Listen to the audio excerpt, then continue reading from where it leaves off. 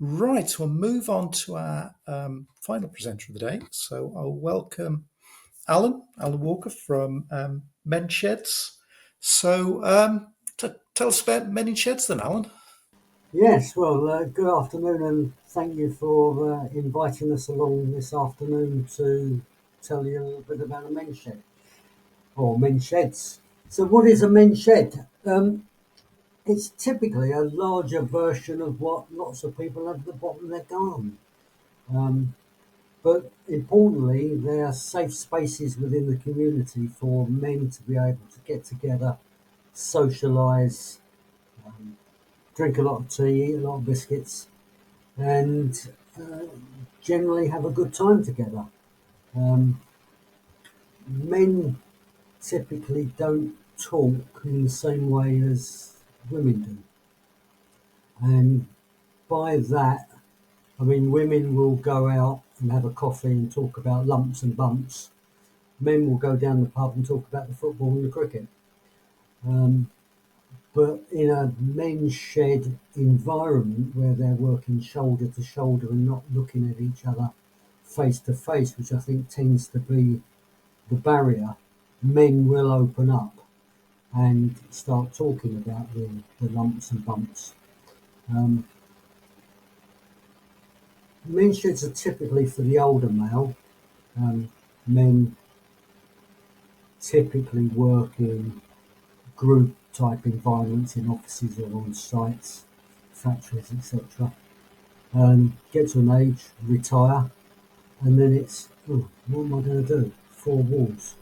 And a men's shed provides that safe environment for men to continue that sort of male socialising that we need. So how did it all start? Well, men's sheds started in a place called Tongola in Victoria in Australia in 1998. Although I think there was discussion of sheds a little bit before that, back to the 80s. Started by a nurse, and it was the nurse that identified this thing that men don't talk. Came to the UK probably about 15 years ago now, and within the UK there's now over 1,000 men's sheds dotted around the country. Probably over 10,000 shedders, as we're called. My particular experience, retired 8 years ago, thought this is great, put my feet up, relax. Wife had other ideas, of course. But then I saw a thing about men's sheds in the local area, and I'd never heard of men's sheds. And it was, well, what's that? And I sort of looked it up and thought, oh, that's handy. Big workshop, get yourself hands on, big toys and equipment, and get to use it as and when I need. And I went to the meeting and realised that actually it wasn't about being able to get my hands on a table saw or bandsaw when I needed it. There was a bigger picture surrounding male mental health, which is the main driver. Came away from that meeting having had a conversation with one of our local parish councillors, who said that they would support the setting up of the men's shed, but we'd have to do it. And I drove back for 15 minutes asking myself all sorts of questions like, ever set up a charity? No. And every question I asked myself, the answer was no, I've never done it.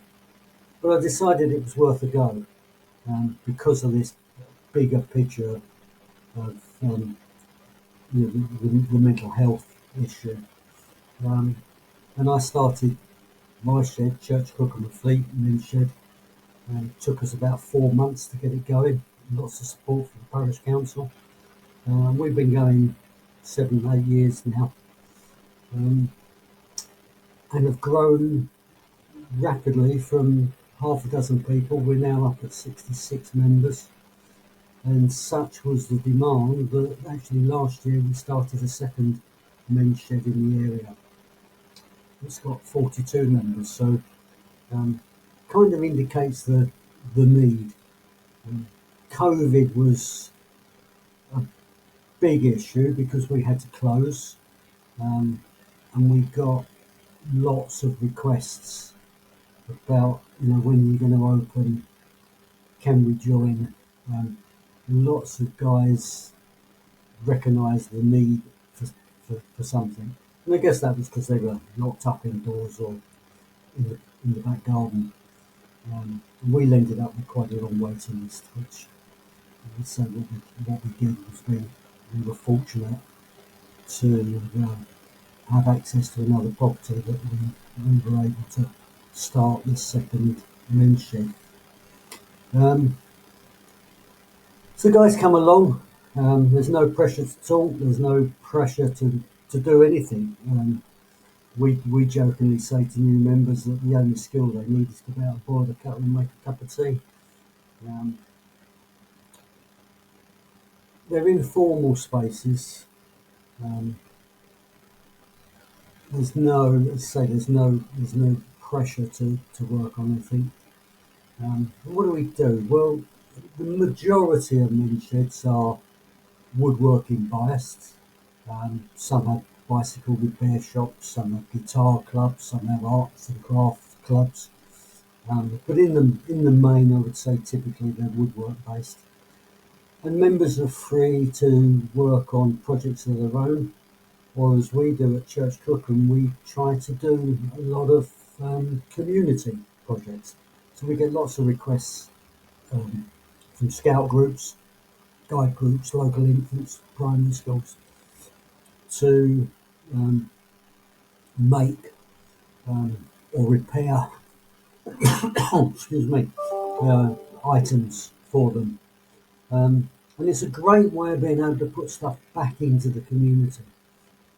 We don't charge for the labour, we only charge for materials where they have to be purchased for a particular project. But if we can do it with materials that have been donated to us, then we will. Say over 1,000 men's sheds in the UK now. The UK Men's Shed Association website has got a find a shed. There's almost certainly going to be one relatively near to you in the area. There's lots of things that sheds do. The main thing is providing a safe space, a place to talk, and that's been certainly proved to us. One of our very first members was a guy that, I guess it's probably fair to say, he'd lost a lot of confidence in himself. He wasn't particularly old, he was in his early 40s. He'd been in the Navy, in the Gulf, been shot at, left the Navy, trained as an electrician, and had a stroke. He just had the stuffing knocked out of him, basically. But over a period of about a month, he started to open up and talk. And I guess one of the sad things is we don't see him very often now. But that's because the shed helped him build his confidence, and he was able to go out and get himself a job. And to me, that's a great success story. But we've also had members that have gone through cancer. One of our members had prostate cancer, had the operation, had it removed, and then when another guy came in and said that he'd been diagnosed with the same thing, they were able to have several chats. Second guy made the same decision, but he came in, and one of the things that after the operation, he came in and said one of the things that really helped him was the ability to chat quietly in a safe space and discuss his particular problems and how he felt. Um, and again, I think that that shows that sheds work. So, Yep. So I had a couple of questions come in as well, Alan. So what's is kind of a formal referral process, or how do kind of people find you, and or how do you find? no, I think most sheds have a Facebook page or a website. Um, you can look up the UK Men's Shed Association website, find a shed to find a shed in your local area and contact details. We get inquiries virtually weekly from people saying, "Seen it, like the idea. How do I join?" Um, so I'm just looking at the questions. Um, how do you find men who may? Um, we don't we, we don't tend to look. We don't tend to go out looking for members. Members find us. We've had one or two referrals from social prescribers, but in my area, not a great deal of that. Most is people that see what we do, um, like the idea, and want to contribute to putting something back into the community, whilst having this safe environment to chat in. Our Thursday group, I mean, we're open 5 days a week. Our Thursday group, I jokingly call the Thursday Eating Club. They start at 12 o'clock. Um, one or two of them fancy themselves as Gordon Ramsay or whatever the other bloke, Jamie Oliver, um, make pork pies and cakes, and they sit out the back in the summer. And we're fortunate that we've got a patio area, and they sit out the back and eat pie and eat cake and have a cup of tea. And it gets to 2 o'clock, and somebody says, "Well, I suppose we ought to go and do something." And somebody says, "Well, let's have a cup of tea first." And then 4 o'clock booking time comes, and nobody's picked it all up. Um, and I've done it. I've sat there, spent many an hour talking. And I've got home, and my wife has said to me, "What have you done?" "Well, I didn't do anything. We sat out the back and had a cup of tea and chatted." "What did you talk about?" "No idea. Haven't got a clue." But I've come home feeling great. Feeling energised. No idea what we've spoken about, but that doesn't matter. Um, it's um, it's that socialising and in a safe environment. Um, how's the shed funded? Most sheds have a membership fee. Um, that tends to vary. Ours is an annual fee of £96 a year, so £8 a month. But for £8 a month, we're open 5 days a week, typically 4 hours a day. So it's less than a cup of coffee a week. Um, but to me, as chairman of Church Crookham, yes, the membership fee is important. We have to fund the place. It costs us about 6 grand a year to run, with electricity and rubbish removal, etc. But if somebody came to me and as a potential member and said, "Can't afford it," I would waive it. Um, 96 quid a year is not worth somebody going home and doing something stupid. Um, but in the main, some charge less per year, but then charge so much per visit. Um, to me, that is just a lot of admin because you've got to monitor who comes in and when they come in. Far simpler to have a one-off fee. And then the projects, so a community project, depending on what it is, we will ask them to cover the cost of materials and make a donation towards their running costs if they can. Some organisations can and they do. Some organisations just can't and they just cover the cost of materials. And again, to me, that's fine because making a mud kitchen for a preschool might have occupied three guys um, for 2 weeks or 3 weeks. And while those guys have been doing that, they've been talking. And who knows what they might have shared amongst themselves and how one making a comment, um, might have helped somebody else. We go back to the guys with prostate cancer.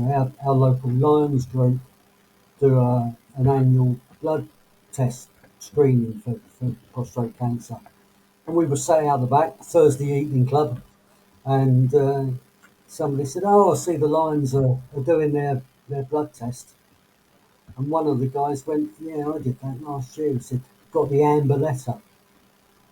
And it went quiet for a minute. And he was, "Well, are you all right?" He said, "Yeah, yeah." He said, "I'm fine." He said, "I went and had some further tests and it was a bit of a red herring." He said, I'm perfectly okay." 5 people signed up that night. One of them got the results and had the red letter, but called it early, had the operation, was perfectly okay. And, that's kind of what it's about. Absolutely, absolutely. Well, thank you for joining us this afternoon, Alan, and kind of sharing details of Men Sheds. We'll kind of put in the chat the links if anybody wants to get in touch, and yeah, we'll hopefully catch up with you again in the Mm. future, and be great. Yeah, great to share some more stories from the sheds, Yeah, or even the excellent. kitchens, and the patios and the barbecues. Great, thanks, Alan. Thanks.